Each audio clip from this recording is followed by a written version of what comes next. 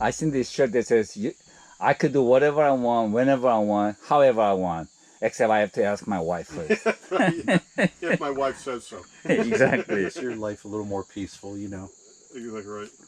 Okay, so home defense. Now, a lot of times people think my castle doctrine. You're thinking I could shoot anybody that comes into my property, and I'm free. Not true, right? Now, some people even think that they ask you, if you see somebody coming into your driveway trying to steal your Mercedes-Benz with a crowbar, breaking your window, what you gonna do? First thing they're gonna say is, I'm gonna get my gun and I'm gonna go threaten them. So when you have a gun out there, aiming at somebody and saying like, "Hey, stop," or whatever, there's a very high chance you're gonna have a gunfight. Okay, now the law does not allow you to protect your personal property with a deadly weapon. Okay, so unless he has a deadly weapon, if you're sitting in your living room and if you hear somebody trying to kick your door in, and you know for a fact this guy is crazy or he's an intruder trying to do whatever harm on you, right? People think you could shoot right through the door, and sometimes you see that on the YouTube too, because you see somebody shooting through the door. Now, there's the thing called, and sometimes some states will tell you, you did fine, even though you shot through the door, we're not gonna charge you with any criminal charge. They're still gonna have a civil lawsuit. Always follow the civil lawsuit, and that becomes a completely different story. Okay, so if somebody trying to kick your door in, and if you have a gun with you, you should have your gun ready, right? But don't shoot at them. Run through that back door. Now, if you live in an apartment or where you don't have access to back door, the front door is the only exit that you have, then you have to stand your ground, be ready, and when you feel the immediate danger is up on you, then you could fire, right? But then if there's a way out, you have to get out first. Now, if you run out the back door, and if you see another guy standing with a weapon, then you have to protect yourself. Now, another thing is that somebody trying to kick your door in, you're in the living room, you got your gun out, but you got your family upstairs, right? Now, at this point, legally, you could stand your ground and get ready, because you can't run. You got your family with you, right? So that's okay. Now, a lot of times people get a little too excited, a little too, edgy, and they tend to shoot too fast, okay? So keep that in mind. Now, but I also say, how I say, what's for the video and what's for the real world, okay? Now, a lot of times you can't really decide if the bad guy has a gun or a knife or whatever, but he means to harm you, right? And I always say it's better to plead to 12 than be carried out by 6. Okay, so if you survive and if you have to deal with the legal consequences, at least you're alive to deal with it. But if you're trying to be 100% certain that you're within all the legal rights, you're gonna get shot, because the bad guys, he doesn't have any legal boundary for him. He's just gonna shoot you every chance they got. And a lot of times people say like, what about like, fair fight? If somebody's coming into your house, the fair fight is already off, okay? You just have to make sure that you survive the fight, okay? Not him, okay? So, but again, know your boundaries, but if you feel like you need to do something, you need to take action really quick. Now, if you do end up shooting somebody or, trying to protect yourself, first thing you do is to make sure the premise is safe. Okay, if he had a gun or knife or whatever, make sure he's disabled before you take that away, okay? Make it clear, and then call 911. Just let them know, given your address, okay? Obviously, you had to call 911 before, but a lot of times people say, call 911 first. But if it's the bad guys coming in, they're kicking your door in. Yeah. You don't have to call, can you hold please? Okay, I'll wait for you. And meanwhile, this guy's kicking my door in. So you really don't have time for that. So, but if you have a time, obviously call 911 first, and then you could protect yourself. But if you don't have time, you're going to end up calling 911 after everything happened, okay? So call 911, give them your address, tell them what happened. You had an intruder, and you had to protect yourself, and tell them, and just hang up the phone. Don't say anything anymore, because they're going to keep asking you questions, and everything you say is going to be recorded, okay? Then, after that, call your lawyer. Right. Tell him what happened, and he's going to tell you what to do. Now, some people say, what if I don't have a lawyer, okay? in a crazy situation like that, in the middle of the night, there's a very good chance you're not going to get your lawyer on the phone anyway. Unless you have like USCCA, I think they have a lawyer that's going to answer your phone 24/7. So that's a really good hotline. But if you don't have that, don't try to find a lawyer, okay? Just after that, when the, and once you tell everything, make sure your gun is safe. When the cops come in, make sure that they know that you're the good guy, you're the homeowner, and your gun is safe, okay? And you have, I believe you have 48 hours before you make any kind of statement. So just, just tell them, I'm the homeowner. He came in trading. I felt the immediate danger. I had to protect myself, and that's it. Now, they're going to ask you a lot of questions. When people go through, a traumatic situation like that, they're going to talk. They want to talk to somebody. And the cops are really good at saying stuff like, oh, man, you did such a good job. He's a bad guy. He's dead. Thank God for that. And they're going to say stuff like, are you okay? And you're feeling better. And then they're going to ask you something like, were you angry? Were you nervous? And everything you say is recorded. So problem with the law nowadays, if the bad guy is dead, he've already paid the ultimate price for his punishment, right? So now the prosecutor is going to be aiming to prosecute you. Normal criminal, he's dead and gone. So for 3 months or 3 weeks or whatever, they're going to go through every tape, every second of everything to build case against you, not for you. So everything you said, let's say, oh man, I was so angry or I was so nervous. They're going to say like, maybe you shot too early because you're too nervous. Or maybe you shot him out of anger or rage or whatever, okay? So you don't want to say anything. If the cop says anything, just tell him, I'm going to talk to my lawyer or I have a lawyer coming. I'll give my statement later. And you have the right. Now, as soon as you tell the cops, I'm going to talk to my lawyer or I'm going to have my lawyer come, they stop talking to you because, they don't want to get in trouble too, okay? So make sure once you give a very precise statement, you stop. Never pick up your shells. A lot of times, we're so used to picking up our empty shell. After shooting, you see people picking up their shells, right? That's a no-no, okay? Because if you pick up your shells or move it or whatever, prosecutors might say like, maybe he didn't shoot it from here, maybe he shot it from there. Everything changes, okay? So leave everything as is, okay? And wait for the cop. And when the cop comes, give them very short, exact statement, no more. Because once you say something, it's very hard to go back on your words later. It's all recorded. Nowadays, they got body cam. Every second is recorded, okay? So that's something that you need to know. Now, as we know that Virginia laws and a lot of state law have a law about how to have your guns in your house, in the safe. If something happens, I know exactly where it is. My wife knows where it is. But if you have kids at home, you have to follow the law and make sure it's locked up and all that stuff, okay? When you hear unmistakable noise, like intruder coming in, let's say broken window, or somebody bumping into your sofa downstairs, or or your dining table because they don't know the terrain, they're bumping into things, right? First thing that a lot of people do, including my wife, would say like, be quiet. They stay really quiet, right? And then the worst thing that I've seen is people pick up their gun, leave their room looking for the bad guy. Okay? Never do that because let's face it, if the bad guy is downstairs, because most bedrooms are upstairs, second floor, everything is the first floor. Bad guy's usually downstairs, you're upstairs. You have your gun, you're walking out. Is that going to make a noise? It's kind of creak, creak, creak, right? So the bad guy downstairs, he knows you're coming. He got his gun ready for you. So this, I forgot his name, but the real famous football star, at his house, he did the same thing. He heard something. His wife told him, he heard something. He got his gun out, being a macho man, got his gun, walking down the stairs. He got shot 3 times, and he dropped the gun. Okay, because that guy's behind the wall getting ready for you because he heard you coming, right?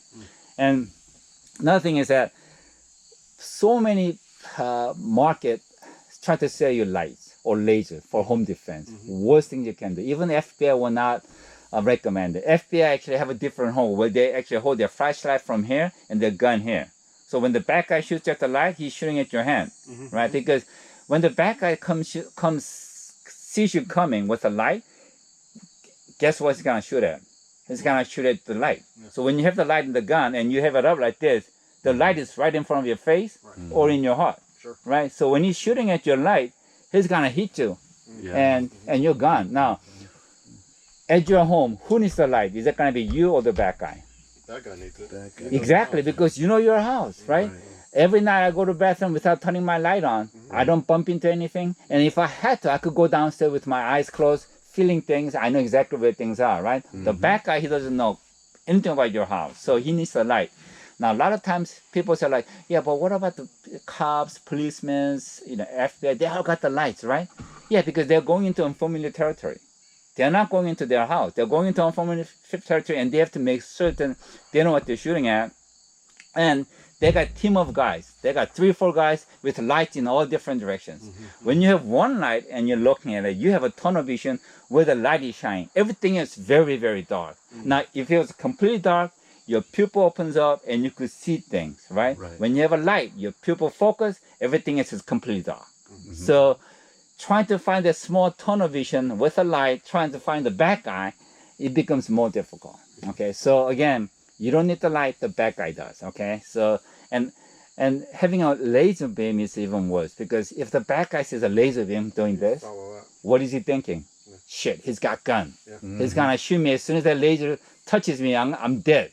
So at this point, he just wants to shoot you as fast as he can, because he knows you have at the end of the laser, the bullet's coming. So again, in your house, you know your territory, he doesn't. But if he's waiting and you're coming out with a gun, with a light or with a laser, doing this everywhere, then he's getting ready for you. Okay, so no light, no laser.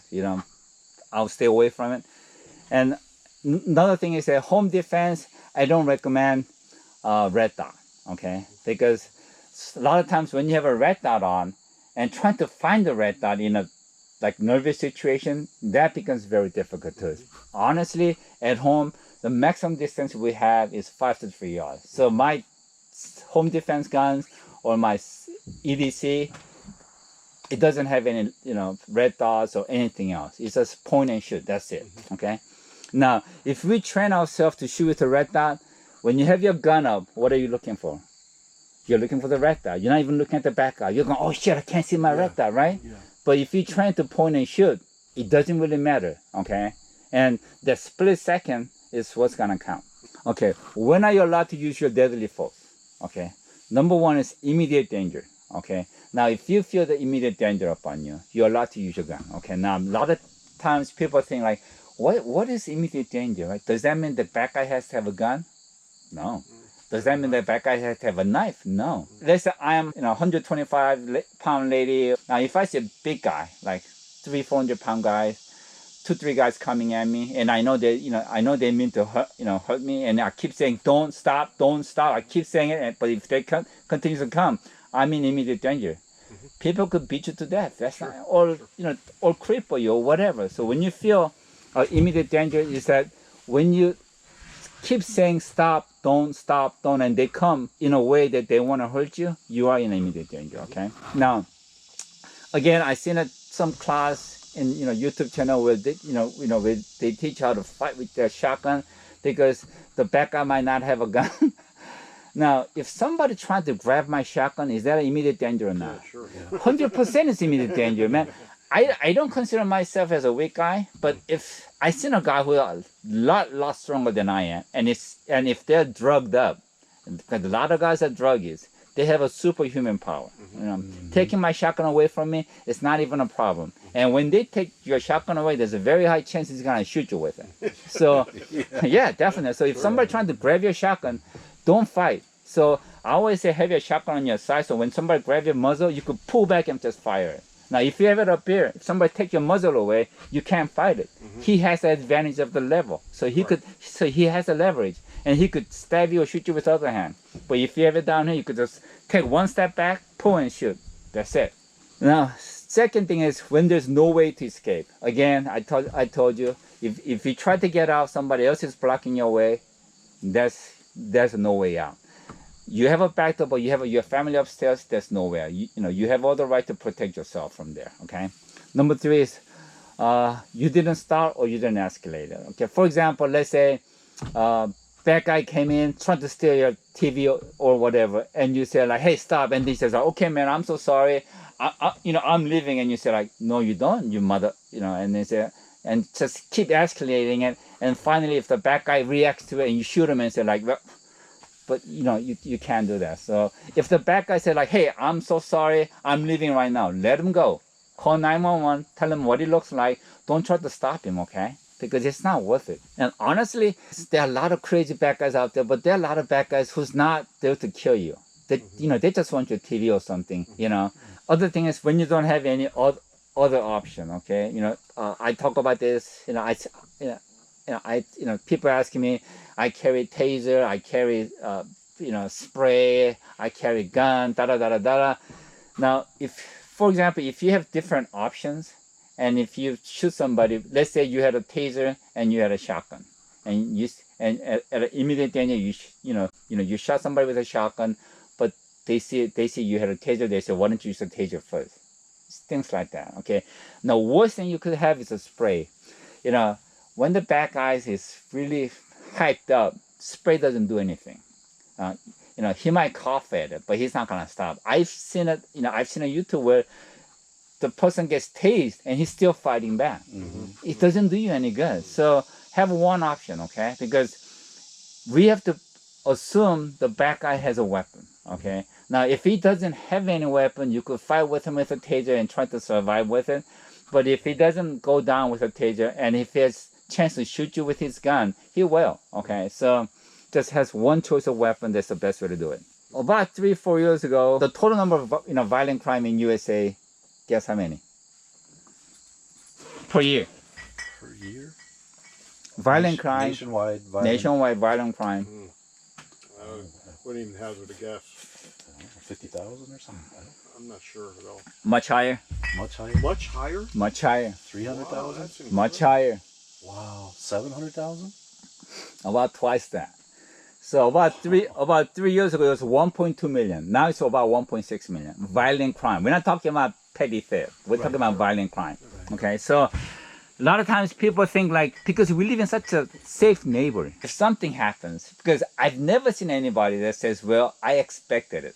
It's always unexpected. So if you know what to do, and if you're constantly thinking what to do, when something happens, then you know what to do. But if you're thinking like, I live in a safe neighborhood, not gonna happen to me. It's not gonna happen to me.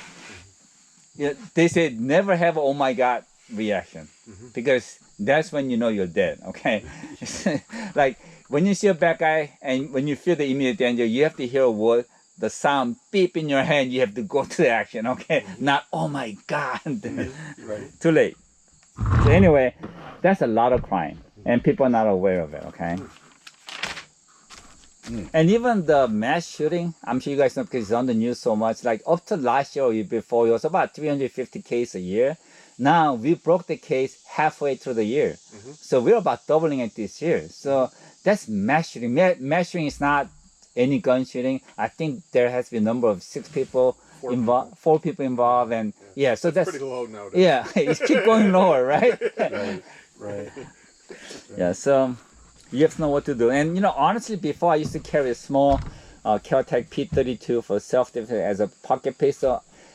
I ditched that long time because now we have so many mass shooting out there, and they're all carrying AR. Yeah. And if I got P32 trying to gunfight him at 15, 20 yards, I'm a dead man, Yeah. As I mentioned, a lot of times we have our gun up like this. Now, when you have your gun up like this, you have a very narrow tunnel vision. You can't see anything below the, and honestly, when the bad guy comes in and you have your gun here, he's not reacting to you. But as soon as you put your gun up, he's gonna react really fast. Sure. Okay, so when you have your gun down here, and if you see the bad guy with a gun or whatever, don't wait for him. Just fire from the hip.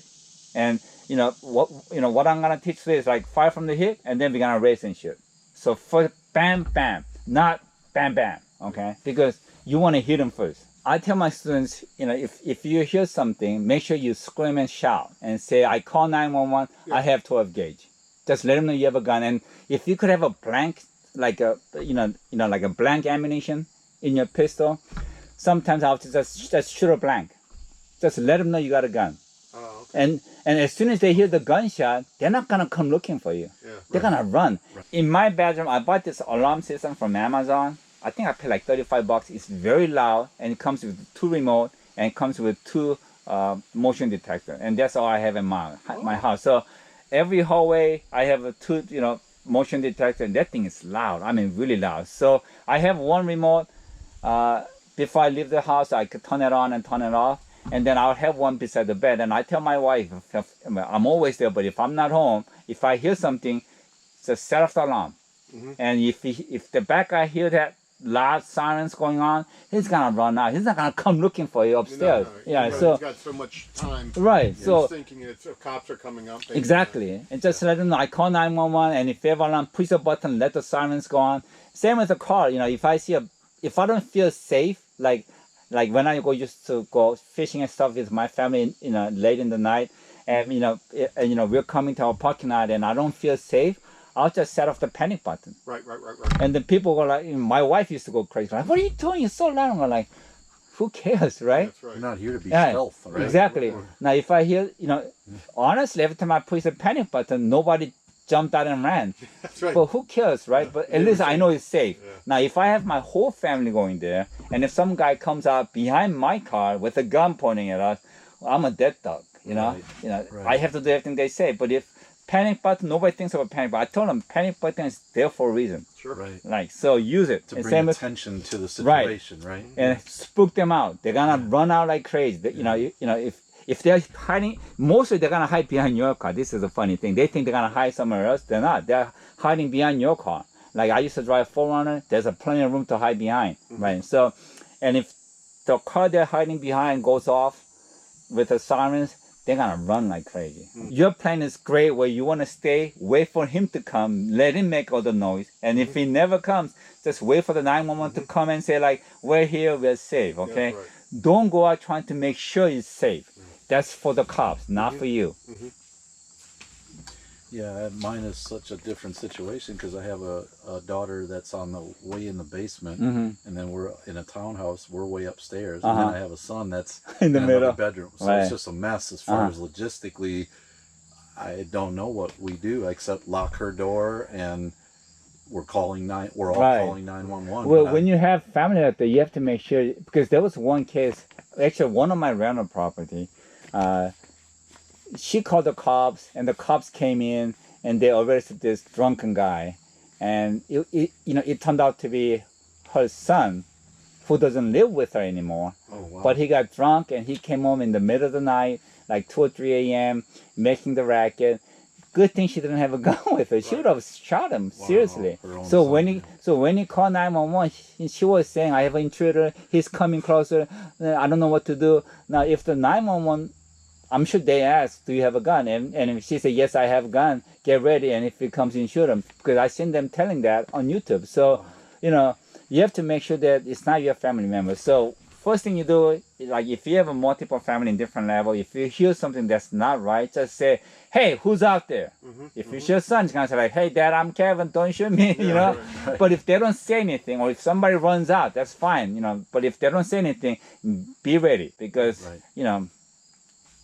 Yeah, that's what I do is I have them sleep with their door locked Yeah. at a minimum, and that way, and they have their cell phones so we can call each and other. let's communicate, yeah. Yeah, at least, but yeah, it's hard when you're spread out like that. But Right. the good thing, But you have your dog too. I got a pit bull, so Oh, there you go. she's out at night, and then we have the alarm. And then Who's out there, people? I put steel kick plates on all the doors as well, so you Yeah. can't kick our doors in. Good for you. And then alarm system. So I've got like a 3-tier.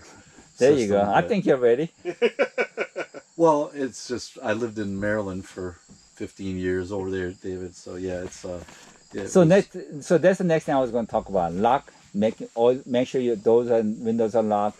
My daughter, when she went off to college, actually went there and bought the small latch where you could latch from inside, because she was living in an apartment with like 2-3 different roommates.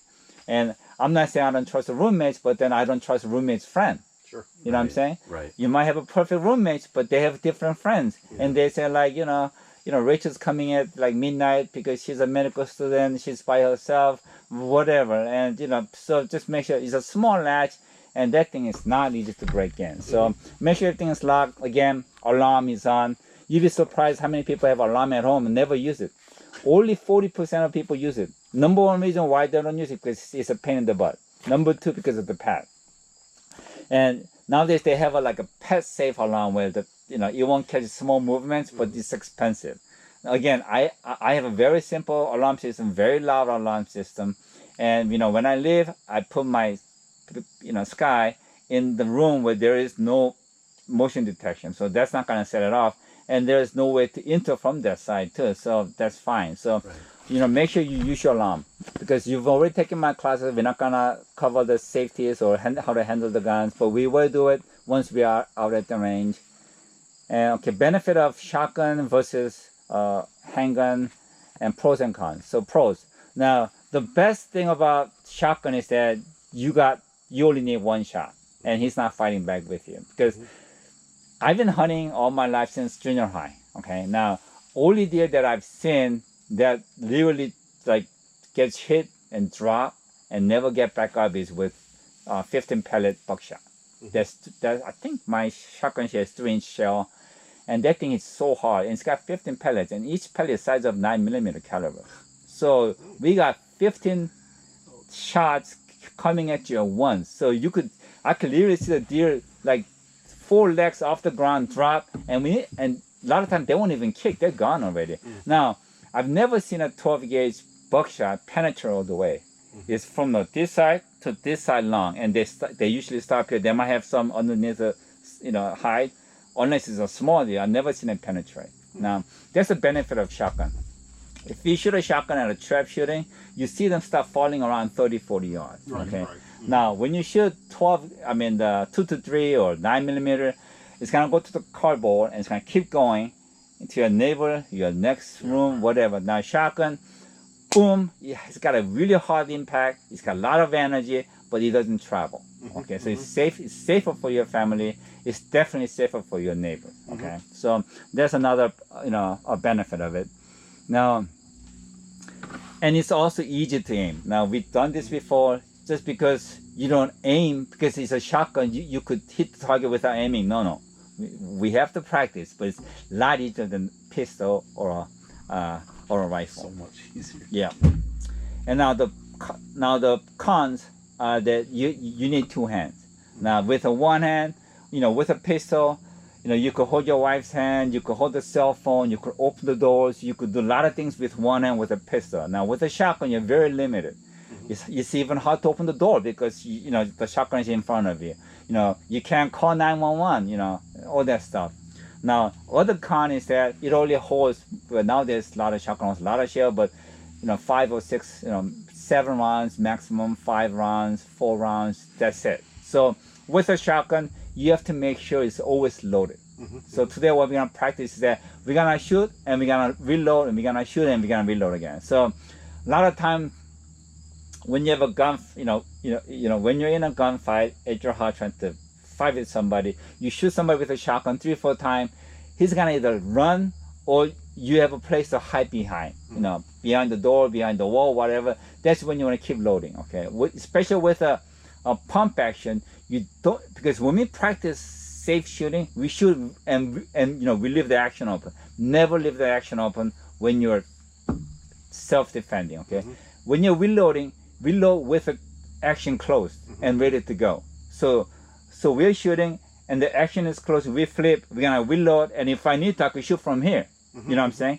Because it's loaded. But if you have an action open, it's not only hard to reload, but at the same time, you don't have time to pump and shoot somebody, okay? So always loaded, be ready. So those are the cons with the shotgun, okay? But for my self-defense at home, I depend on my shotgun because, again, when you have an intruder coming in, you're not going to end up needing 30 rounds. At maximum 4 or 5 rounds, either he's gone or dead. That's it. Sure. But if you're thinking, I need 30 rounds, not really. Not unless you're out in the open, you're hiding behind the cars, and you're constantly shooting each other. It's not like that. Hey, Dave, what's the deal with this springs? I see both ways where they say, and we were talking about this too, Sean, where like mine holds, the magazine holds 5. But there's sometimes you see on YouTube where okay, if you constantly leave the weapon loaded, that it's not good for the spring. Now, for the tube, it's not a problem. Okay. For the tube, where you fit the tubes, Yeah. because the shells are perfectly in line. That's not a problem. Now with the AR style, where you're pushing down the shells into the magazine, Right. because spring is pushing against the shells, and the shells is plastic. Right. So over time, they're gonna crunch. So, and if it becomes oval shape, it's not gonna fit into the tube. You know what I'm saying? So that's the negative about having a AR type shotgun shell. Now, one thing I noticed that the shotgun that I have, the 20 gauge, how the shell at the very end part is brass, is pressing only against the brass, not actual shells. Okay. So I tested it. I left it in there for 5-6 days and pulled it out. Everything looks fine and shoots fine. So unless I think they made it in a way for home defense where it's not causing the problem. Okay. So unless that, usually with my pump action, I have 4 in the tube and action open and just leave it like that. Oh, okay. And if I need to, I could just pump it again and be ready for it. That's the basics of today. Any questions?